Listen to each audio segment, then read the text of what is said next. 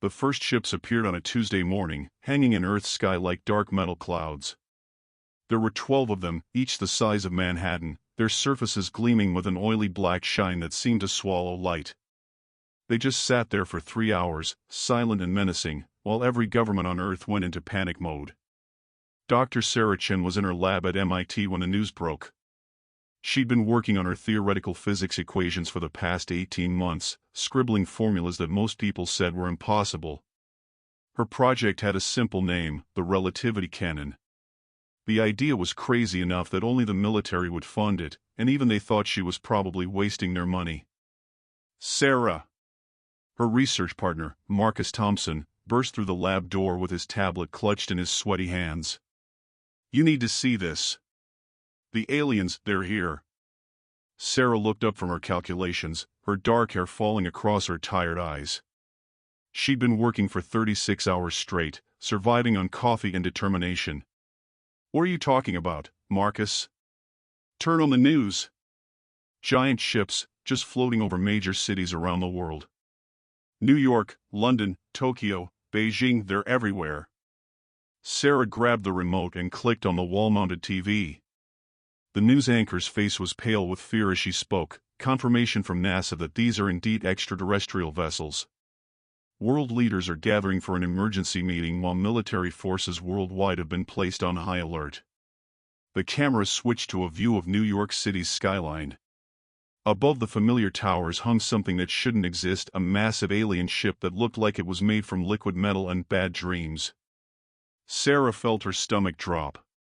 "This is it," she whispered. "This is why they funded our project." Marcus stared at her. "You think they knew this was coming?" "Someone in the government must have suspected. Why else would they give us unlimited funding to build a weapon that breaks the laws of physics?" On the TV, the scene changed. A bright red beam lanced down from one of the ships, striking an empty field outside London. When the light faded, there was nothing left but a perfectly circular crater, its edges glowing with residual heat. The demonstration was clear: "We have power beyond your understanding." Sarah's phone rang. The caller ID said General Morrison. "Dr. Chen, I trust you're watching the news," came the gruff voice of the man who'd been funding her impossible project. "Yes, sir." "Are we really going to need—" "Doctor, how close are you to a working prototype?"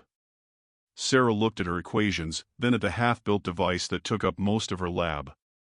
It looked like a telescope had a baby with a particle accelerator. Coils and conduits wrapped around a central barrel that ended in a crystalline focusing array she'd grown herself using techniques that didn't exist in any textbook. "The theory is sound," she said carefully. "But we've never tested it on anything bigger than a marble." "Well, you're about to get a much bigger target. The President has authorized Operation Longshot. Every experimental weapon project in the country is being activated." "How long do you need?" Sarah's mind raced. The relativity canon worked by creating a localized field where time moved differently. Inside the field, hours could pass while only seconds ticked by in the outside world. The effect would tear apart anything caught in the boundary between normal time and accelerated time.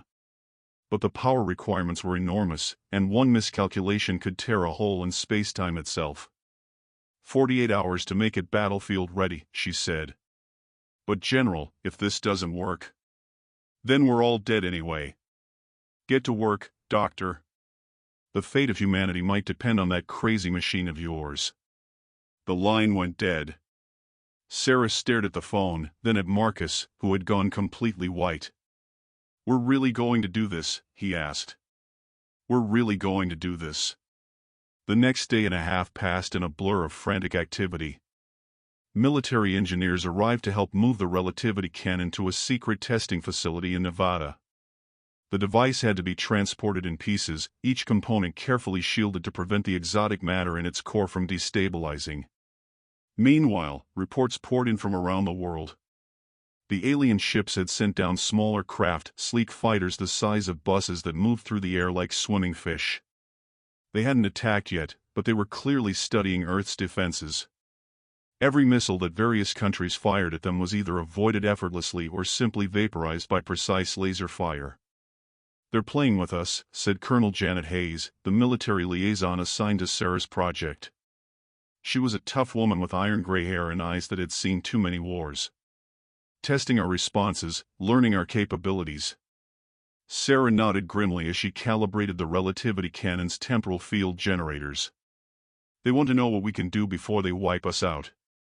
Classic military strategy. Except we're the primitive tribe, and they're the ones with gunpowder. Maybe. But every technology has weaknesses. Even theirs. The testing facility was built into a mountain, with blast doors thick enough to survive a nuclear war. The relativity cannon sat on a massive rotating platform that could aim it at any point in the sky. Power cables as thick as Sarah's arm connected it to the facility's fusion reactor. "Final systems check," Sarah announced into her headset. Around the control room, dozens of technicians monitored screens showing every aspect of the weapon's operation. "Marcus, how are the temporal field generators?" "All green. The exotic matter is stable, contained in magnetic bottles at absolute zero." "Power systems?" "Fusion reactor at full capacity. We're drawing enough electricity to power a small city." "Targeting array?" "Locked onto the test zone. One decommissioned satellite, orbit altitude 200 miles. Sarah took a deep breath. They'd chosen an old-weather satellite as their first real target. Something big enough to prove the weapon worked, but not so important that anyone would miss it if something went wrong. "This is it, people. If our calculations are correct, the relativity cannon will create a temporal differential field around the target. Time inside the field will accelerate by a factor of 1 million. A microsecond of our time equals 16 minutes inside the field. The differential stress will tear apart anything caught in the boundary."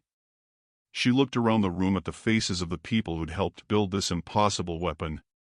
Scientists, engineers, military personnel, all of them betting humanity's future on equations that most physicists said couldn't work.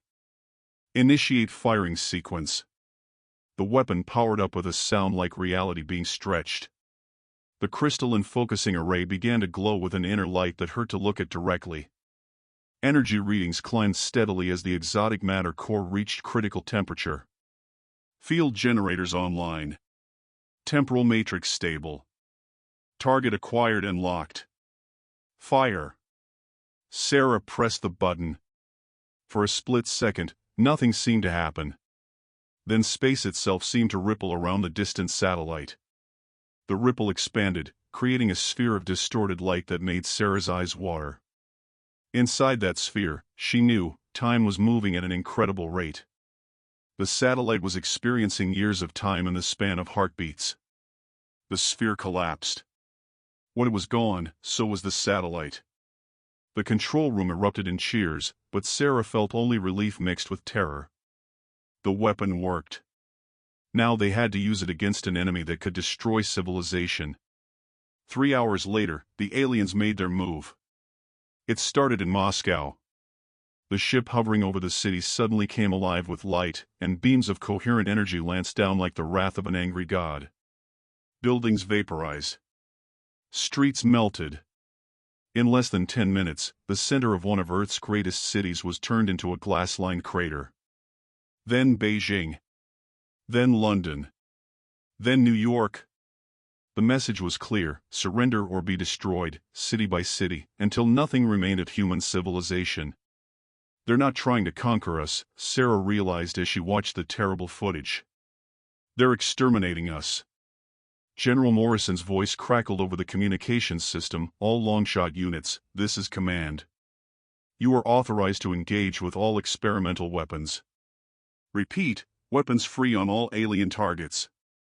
Around the world, humanity's last desperate gambles were unleashed.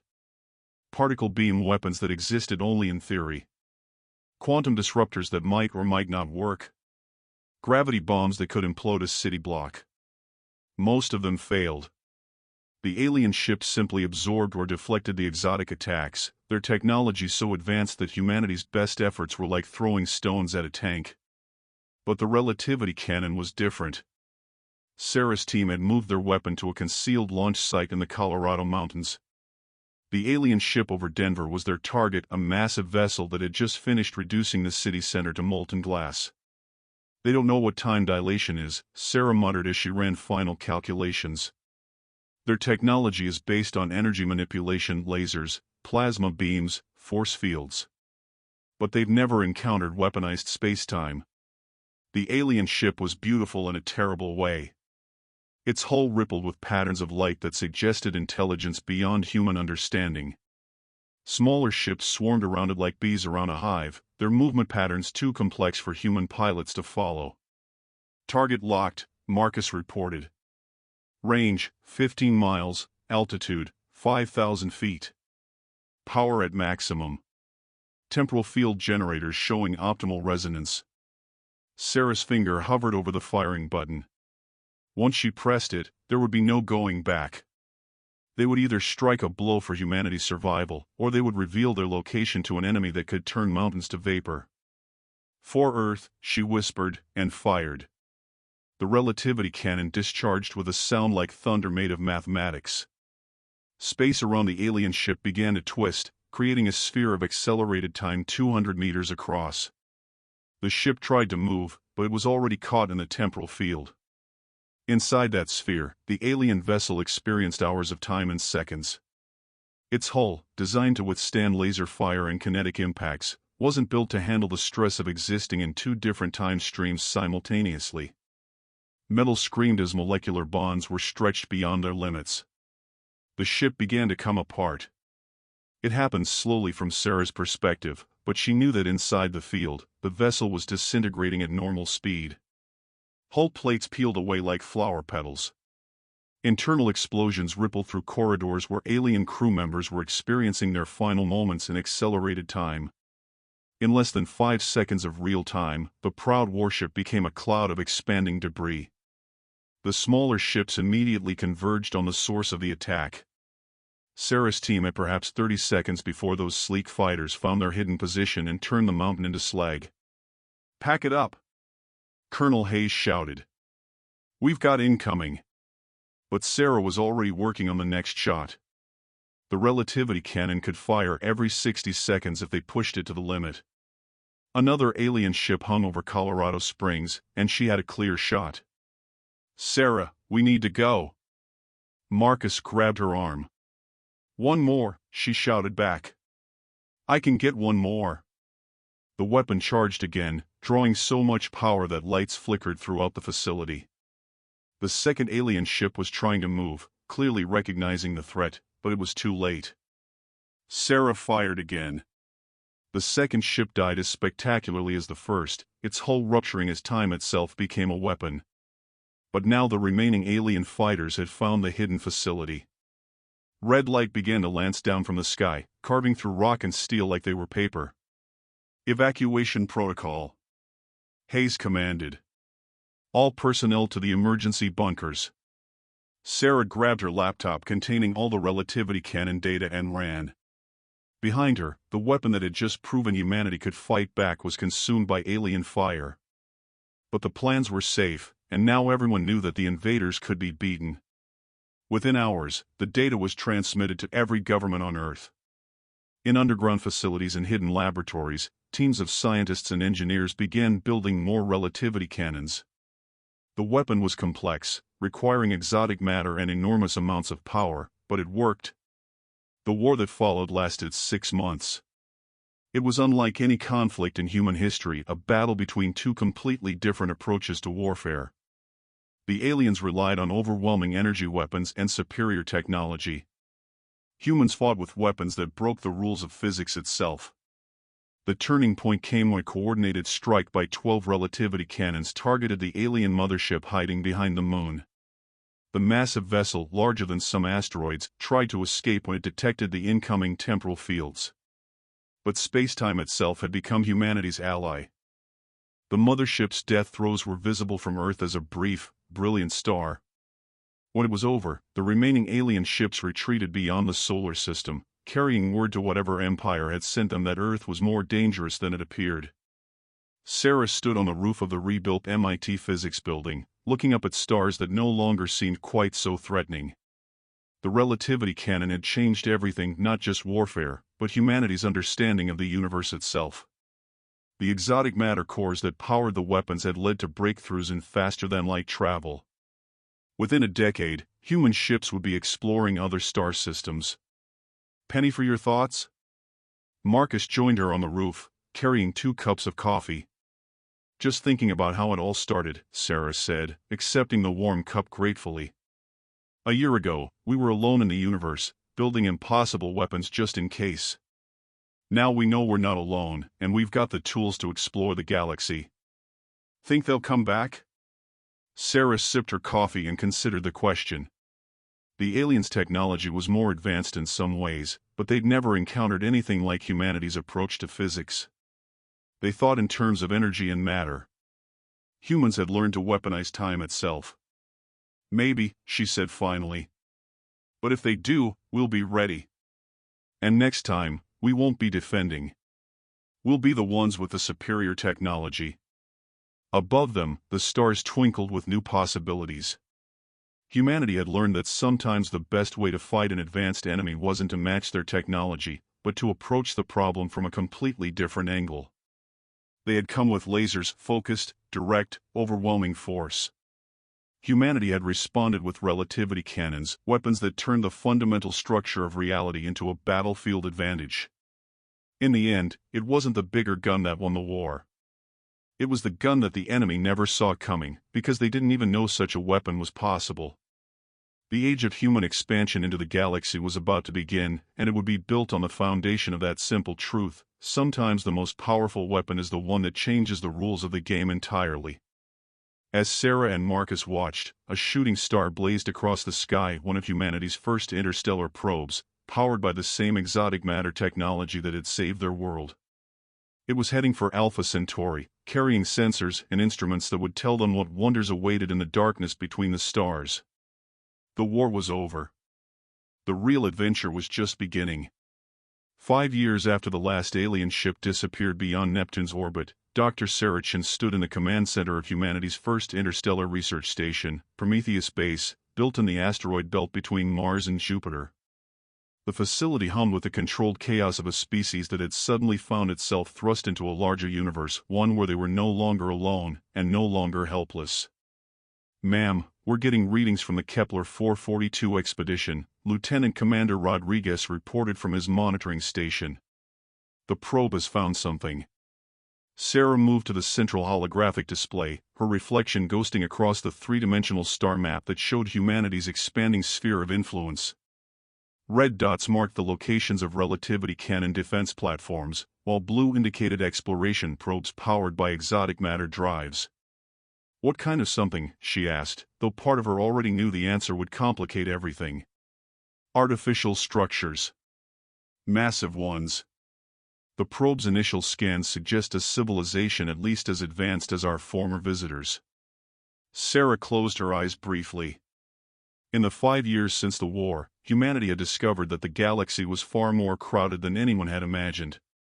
The aliens who had attacked Earth, whom intelligence agencies had designated the hegemony, were apparently just one faction in a complex web of interstellar civilizations. "Are they active?" she asked. "Unknown. The structures are old, possibly thousands of years. But there are energy signatures consistent with automated systems." Sarah nodded grimly.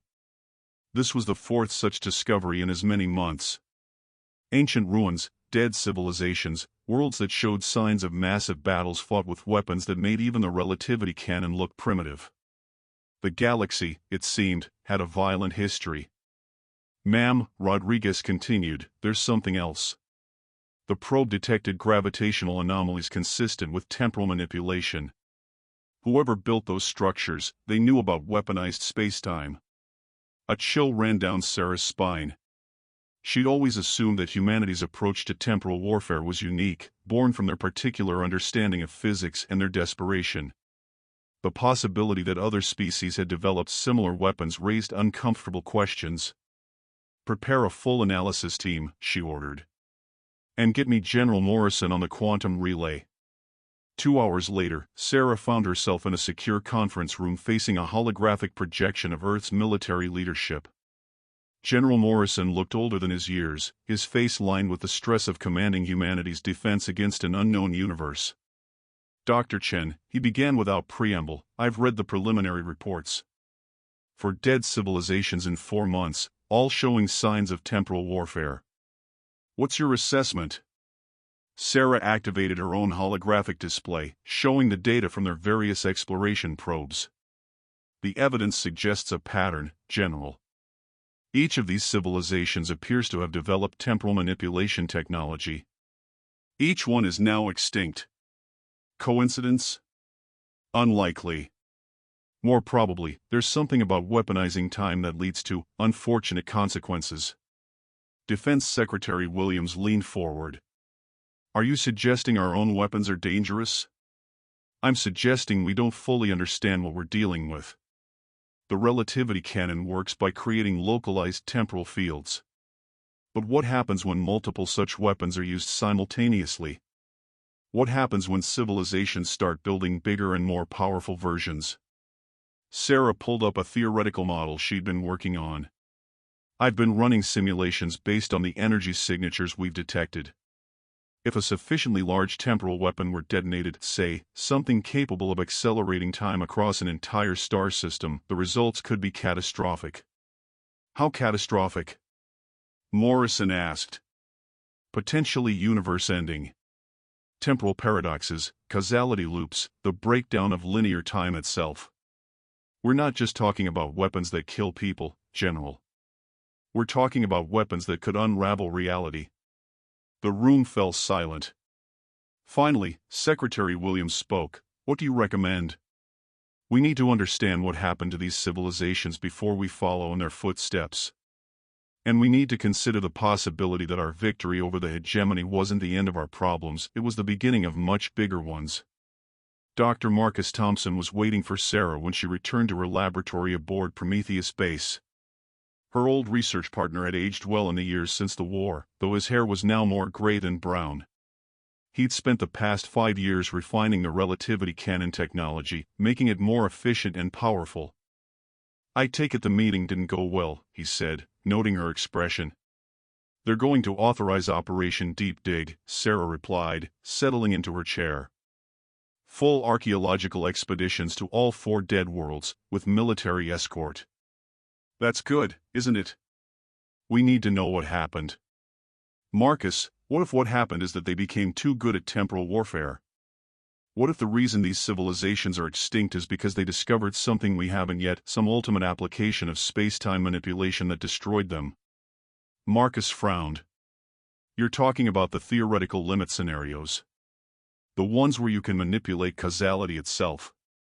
Exactly. We've been thinking small, using time dilation as a weapon against individual targets. But what if there are applications we haven't considered? What if you could create a temporal weapon that erases its target from history entirely? The implications hung in the air between them. A weapon that could eliminate someone from the timeline wouldn't just kill them, it would make them never have existed in the first place. The paradoxes alone could destroy the fabric of reality. Sarah, Marcus said slowly, please tell me you're not working on something like that. She was quiet for a long moment. The theoretical framework exists. The mathematics are sound. And if we can figure it out, so can others. Others like the hegemony? The hegemony were energy-based thinkers. But there are other species out there, Marcus. The galaxy is full of civilizations, and some of them might be as clever as we are. Cleverer, even. A soft chime indicated an incoming priority message. Sarah activated her terminal to find an encrypted communication from the Kepler 442 expedition. What is it? Marcus asked, noting her sudden pallor. The probe has detected active hegemony ships in the system. 3 of them, investigating the same ruins we found. The war room aboard Prometheus Base had been designed for exactly this scenario, though Sarah had hoped they'd never need to use it.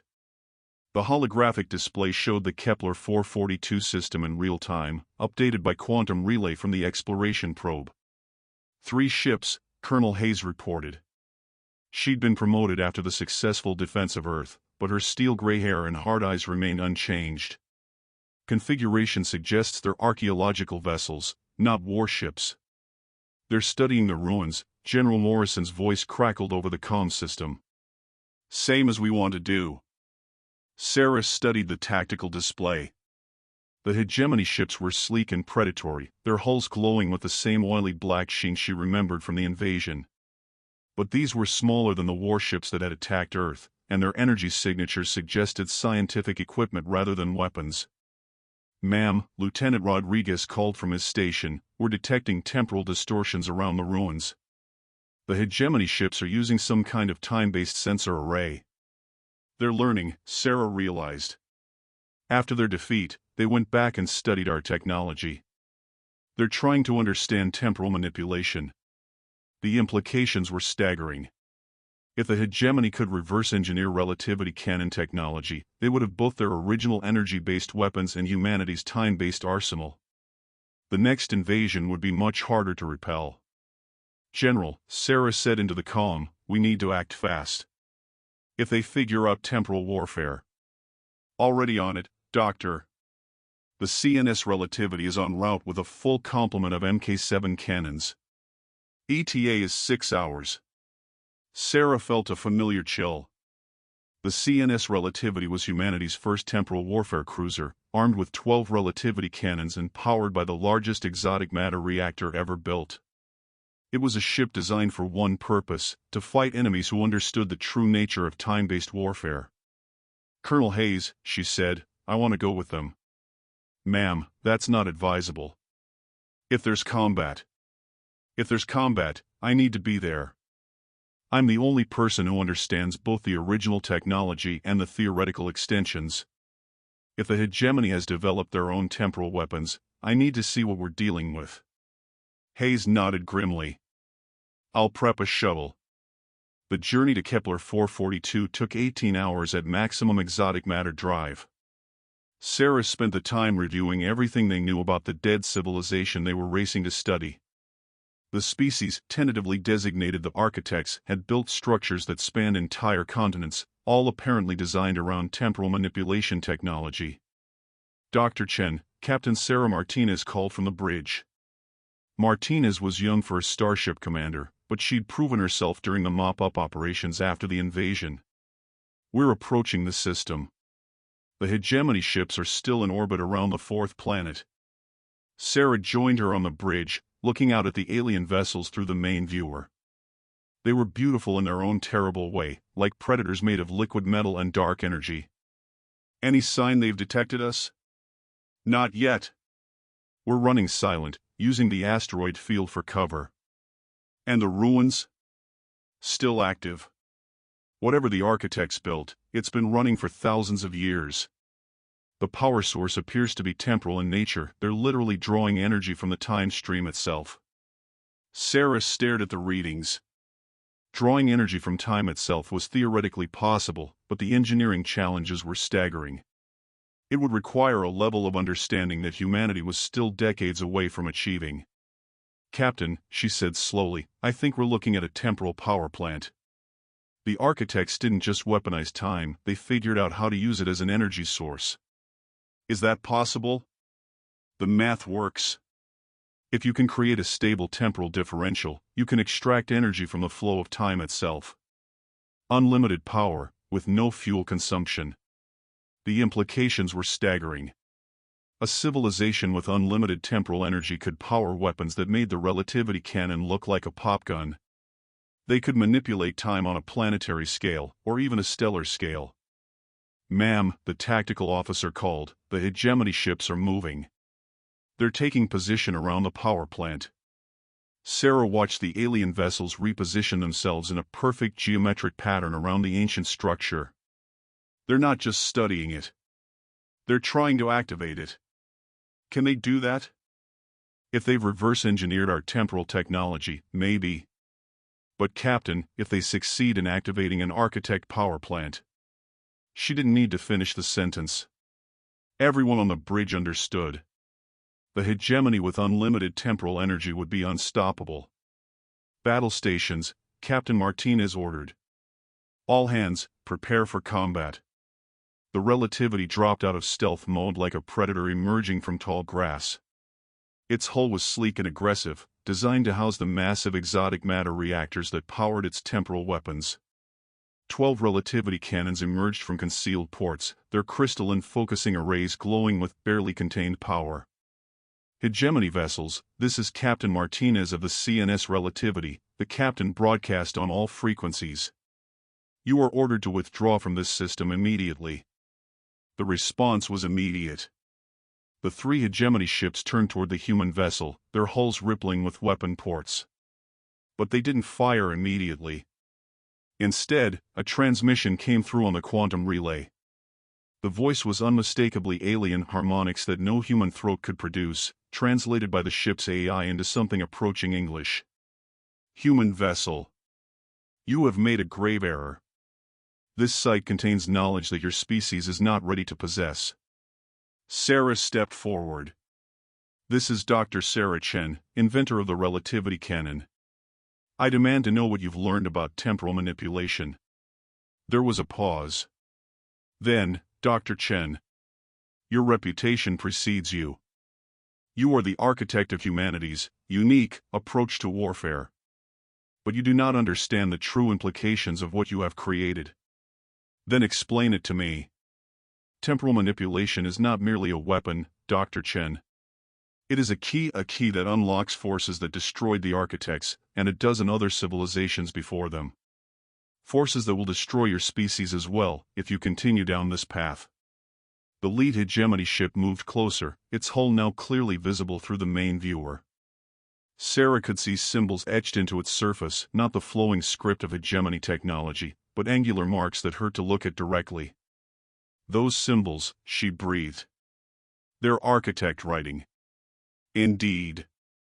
We have studied 4 dead worlds, Dr. Chen. 4 civilizations that achieved temporal mastery and were destroyed by it. The pattern is always the same. First, they weaponize time. Then they seek to control it. Finally, they attempt to transcend it. Transcend it how? By stepping outside of time entirely. By becoming gods of causality itself.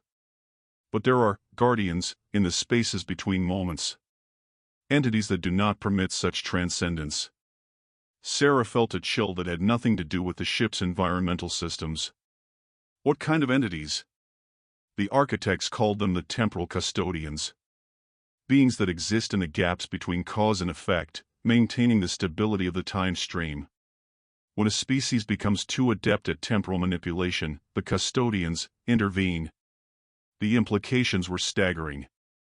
If the alien was telling the truth, then humanity's greatest victory might have been the first step toward their ultimate destruction. The relativity cannon hadn't just won them a war, it had marked them for extinction by cosmic forces beyond their understanding. Why are you telling me this?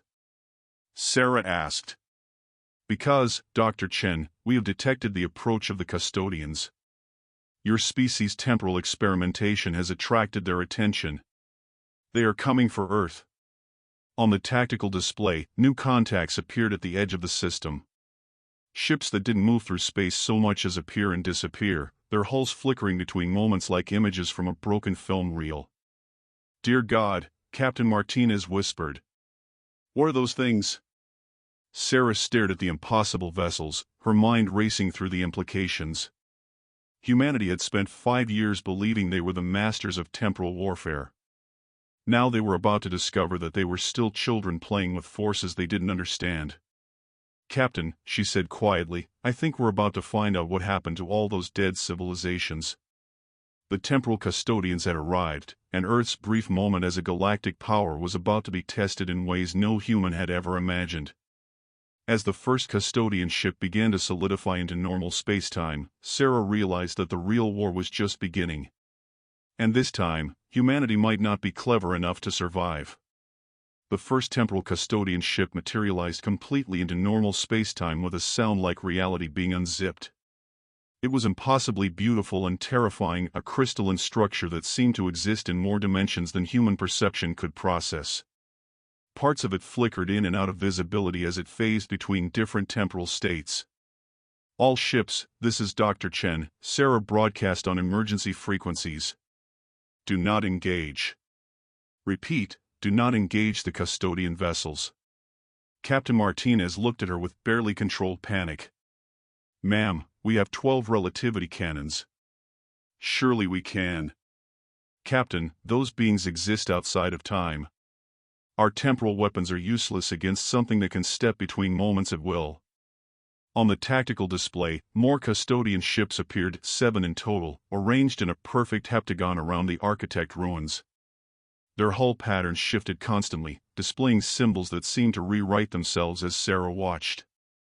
The hegemony ships were backing away, their earlier aggression replaced by what could only be described as terror. The lead vessel transmitted again, Dr. Chen, we must work together. The custodians do not distinguish between species. They will eliminate both our civilizations if they deem us too dangerous. Sarah turned to Captain Martinez. Open a channel to all ships, hegemony included. Ma'am, they're still our enemies. Right now, Captain, they're the least of our problems. The communication array crackled to life, connecting the human ship with its former enemies.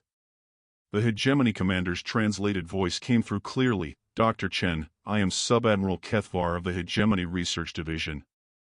Our analysis indicates the custodians are preparing to activate a temporal cleansing protocol. What does that mean? They will erase our species from the timeline itself. Not kill us, unmake us. We will never have existed. Sarah's blood ran cold. A weapon that could delete entire civilizations from history was beyond anything she had imagined. How do we stop them? The architects left records, hidden in the quantum structure of their power plant. If we can access those records before the custodians complete their protocol, we might learn how to defend ourselves, Sarah finished. Captain, take us closer to the ruins. Sub-Admiral, can your ships provide cover while we attempt to access the architect database? Affirmative. But Dr. Chen, we estimate 12 minutes before the custodians complete their preparation phase. 12 minutes to save 2 civilizations from temporal annihilation. The CNS Relativity accelerated toward the ancient power plant, its hull groaning under the stress of maximum acceleration. Behind them, the hegemony ships spread out in a defensive formation, their energy weapons charging to full power. Dr. Chen, the tactical officer called, the custodian ships are moving. They're forming some kind of pattern around us. Sarah looked at the display and felt her heart sink. The 7 custodian vessels were positioning themselves in a complex 3-dimensional mandala, their crystalline hulls resonating with harmonic frequencies that made the ship's instruments scream warnings. They're building a temporal cage, she realized. They're going to trap us in accelerated time and let us experience our entire civilization's history in moments, then erase it all. Can we break out? Not with conventional weapons. But maybe. Sarah's mind raced through possibilities. Captain, I need you to do something that's going to sound insane. At this point, Dr. Chen, insane might be our only option. I want you to fire all 12 relativity cannons simultaneously.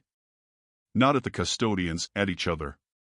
The bridge fell silent. Finally, Captain Martinez spoke. Ma'am, that would create a temporal feedback loop. The ship would be torn apart. Or it would create a null-time pocket. A space where time moves so chaotically that even the custodians can't predict or control it. It might give us the few seconds we need to reach the architect records. Might? Captain, we're facing beings that can delete us from history. Might is the best odds we're going to get. Martinez nodded grimly. All weapons stations, prepare for simultaneous discharge. Target solutions on our own relativity cannons. Ma'am, the weapons officer called, this is going to create a paradox cascade. We could accidentally erase ourselves. Better to risk erasing ourselves than let them do it for certain, Sarah replied. The ship shuddered as all 12 relativity cannons powered up simultaneously. The exotic matter cores screamed in harmony, drawing so much power that the lights dimmed throughout the ship. Fire! 12 temporal fields intersected in the space around the relativity, creating a knot of twisted spacetime that defied description. Reality hiccuped. For a moment, Sarah experienced every second of her life simultaneously, her childhood, her education, the invasion, this moment all happening at once in a cascade of temporal echoes. Then they were through. The ship materialized inside the Architect power plant, its hull scarred but intact. Around them, machinery that had been running for millennia hummed with temporal energy. Holographic displays filled with alien script flickered to life as the ship's presence triggered long-dormant systems. "Marcus," Sarah called into her communicator, "are you getting this?" Her old research partner's voice crackled back from the ship's laboratory, "Sarah, this is incredible. The architects didn't just master temporal manipulation, they learned to exist in multiple time streams simultaneously. They were trying to escape linear time entirely. What happened to them? According to these records, they succeeded. But when they stepped outside of normal causality, they attracted the attention of something worse than the custodians." Sarah felt her stomach drop. "Worse how?" The custodian ships flickered with what might have been confusion. Their crystalline hulls shifted through probability cascades as they attempted to process how their targets had survived temporal deletion. Then, slowly, they began to withdraw. One by one, the ancient vessels faded back into the spaces between moments. As the last one disappeared, a transmission came through on frequencies that bypassed the ship's communication system entirely, a voice that spoke directly into their minds. "You have learned wisdom," the voice said. "The use of time as a weapon led you to the brink of extinction. But you chose protection over transcendence, stability over power. This is why you survive when others did not. Remember this lesson. The universe is vast and filled with forces beyond your comprehension. Grow wisely, or the next intervention will be final." Then they were gone, leaving behind only the slowly cooling ruins of the Architect power plant. 6 months later, Sarah stood once again on the roof of the MIT physics building, but this time she wasn't alone. Subadmiral Kethvar stood beside her, his tall, angular form still strange to human eyes but no longer threatening. "The joint temporal shield network is complete," he reported in his translated voice. "Both Earth and hegemony worlds are now protected against causality manipulation." Sarah nodded. The alliance between their species had been born from necessity, but it was growing into something more, a partnership based on mutual respect and shared knowledge. "What about the other dead civilizations?" she asked. "Our archaeological teams have confirmed the pattern. All of them attempted temporal transcendence. All of them triggered responses from entities beyond the custodians. We were fortunate to learn restraint before crossing that line." Sarah looked up at the stars, no longer seeing them as a battlefield but as a vast ocean of possibilities, dangerous, yes, but navigable with wisdom and caution. "The Relativity Cannon project is being officially discontinued," she said. "The technology will be converted purely to defensive applications. A wise decision. Though I suspect your species will find other ways to surprise the galaxy." Sarah smiled. "We tend to be resourceful that way." The Joint Human Hegemony Research Station was already under construction in the asteroid belt, designed to study temporal phenomena safely. Both species had learned that some technologies were too dangerous to pursue alone, but together, they might find ways to explore the universe without triggering cosmic responses. "There's something else," Kethvar said. "Our deep space monitors have detected signals from the galactic core. Other civilizations, some even older than the architects. Many of them seem to have learned the same lesson we did." "An alliance of the wise?" Sarah suggested. "Perhaps. Or perhaps something more, a community of species mature enough to wield cosmic forces responsibly." Sarah considered this. Humanity had started this journey as a species under attack, fighting for survival with weapons that broke the laws of physics. Now they were part of something larger, a growing network of civilizations that had learned to balance power with wisdom. "You know," she said, "when this all started, I thought we were just building a bigger gun. I never imagined we were taking the first steps toward galactic citizenship." "The universe has a way of teaching humility," Kethvar replied. "Your species came with relativity cannons. But in the end, you chose to come with wisdom instead. Above them, a new star appeared in the sky, the Joint Research Station's exotic matter reactor coming online. It would serve as a beacon for other civilizations ready to join their alliance, a signal that some species had learned to use their power not for conquest, but for protection. The age of temporal warfare was over. The age of temporal wisdom had begun. And in the vast darkness between the stars, ancient entities that had watched civilizations rise and fall for eons noticed a change and approved. Perhaps, at last, the younger races were beginning to understand that true power lay not in the ability to destroy, but in the wisdom to choose restraint. The galaxy was vast and full of wonders. And humanity, working alongside their former enemies, was finally ready to explore them safely. The end.